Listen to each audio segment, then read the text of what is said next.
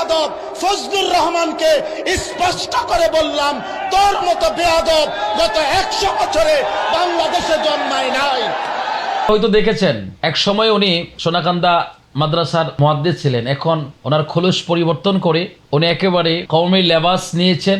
আমি ওনাকে খারাপ বলছি না, এক একটা মানুষের এক একটা মানহাজ থাকতেই পারে বা তার আকীদার বিষয় থাকতেই পারে, সে একটা দল করতেই পারে, কিন্তু আমার আপত্তি সেখানে উনি একটা বক্তৃতার মধ্যে তিনি বলছেন, আর ওনার কথাগুলো এখন সোশ্যাল মিডিয়ায় খুব জোরালো ভাবে চারিদিক দিয়ে এই কথাগুলো হচ্ছে, আমাদের কাছে বিভিন্ন মানুষ এই কথাগুলো ভিডিওগুলো পাঠাচ্ছে, বলছে যে হুজুরের ব্যাপারে কিছু কথা বলেন না কেন। উনি বলছে যে ফজলুর রহমান, কিশোরগঞ্জের ফজলুর রহমানের নাকি উনি গত 100 বছরের ভিতরে ওইরকম বেয়াদব কুলাঙ্গার নাকি জন্ম হয় নাই। আমি বলতে চাই জনাব, আপনি ভুল বলেছেন।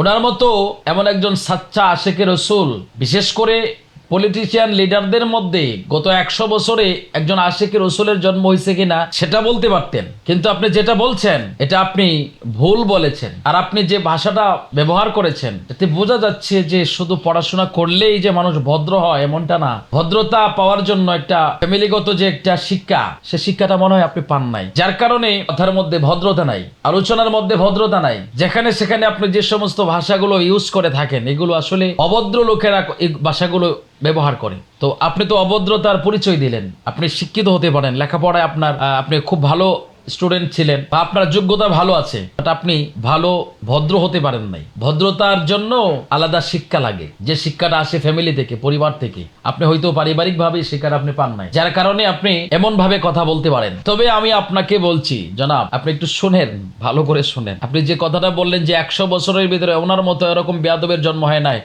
এটা আপনার ভুল ধারণা, আপনি ভুল বলেছেন।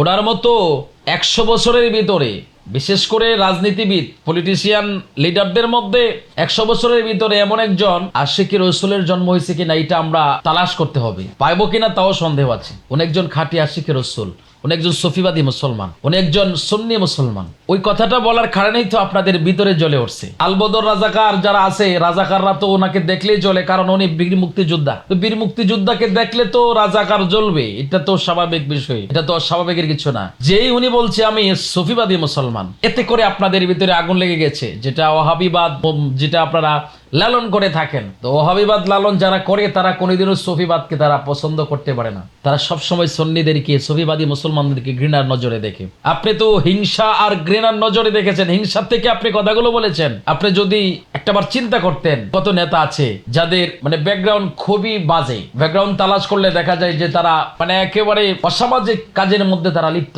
কিন্তু এদের ভিতর থেকে যে একজন এমন এক ব্যক্তি তাওহীদের কথা বলেন, যিনি রসুলের কথা বলেন, আল্লাহর কথা বলেন, ধর্মের কথা বলেন, মুসলমানদের সাথে আছেন, ওনার প্রশংসা করা উচিত। উনি প্রশংসার যোগ্য, কারণ ওনার মতো রাজনীতিবিদ ওনারা যদি ইসলামের জন্য, দ্বীনের জন্য, ধর্মের জন্য এগিয়ে আসেন, তাহলে ওই সমস্ত ব্যক্তিদেরকে ফুল দিয়ে ভরণ করে নিতে হয়। উনি ঘোষণা দিয়েছিলেন যে এরপর থেকে বাংলাদেশে আর একটা মাজারেও হাত দিতে পারবে না কেউ, দিলে তার খবর আছে, তিনি ঘোষণা দিয়েছিলেন। কিন্তু আপনারা তার বিরোধিতা করছেন। কেন করছেন? কারণ আপনাদের আসল জায়গায় হাত পড়ে গেছে।